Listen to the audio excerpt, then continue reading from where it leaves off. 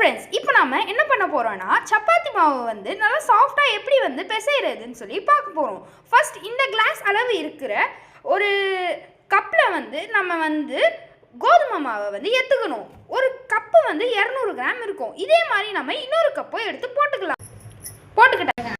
இந்த கோதுமை மாவுக்கு ஏற்ற மாதிரி அளவுக்கு ஏற்ற மாதிரி உப்பு போட்டுக்கலாம். அப்படியே வந்து கொஞ்சமாக இட்லி சோடாவும் ஆட் பண்ணிக்கலாம். அதுக்கப்புறம் கொஞ்சமாக எண்ணெய் ஊற்றிக்கலாம்.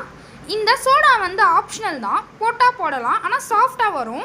இப்போ வந்து இதை கொஞ்சம் நல்லா மிக்ஸ் பண்ணிக்கலாம். இப்போ வந்து நல்லா வந்து மாவு வந்து அதை மிக்ஸ் பண்ணியாச்சு. இப்போ கொஞ்சம் கொஞ்சமாக தண்ணி விட்டு வந்து நம்ம வந்து மிக்ஸ் பண்ணிக்க போகிறோம்.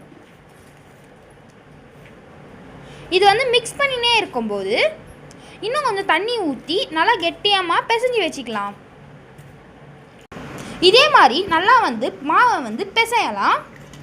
நல்லா பிசைஞ்சி கை வந்து தொடும் போதே நல்லா சாஃப்ட் ஆகிடும். அது அளவுக்கு நம்ம வந்து மாவு நல்லா பிசையலாம். நம்ம நல்லா பிசைஞ்சிட்டோம். இது வந்து எப்படி சாஃப்டாக இருக்குன்னு பாருங்கள். நல்லா சாஃப்டாக இருக்குது. இதே மாதிரி வேணும்னா நீங்களும் இந்த டிப்ஸ் எல்லாம் யூஸ் பண்ணி நீங்களும் மாவு பிசைச்சிக்கோங்க. சப்ஸ்கிரைப் பண்ணிக்கோங்க ஃப்ரெண்ட்ஸ்.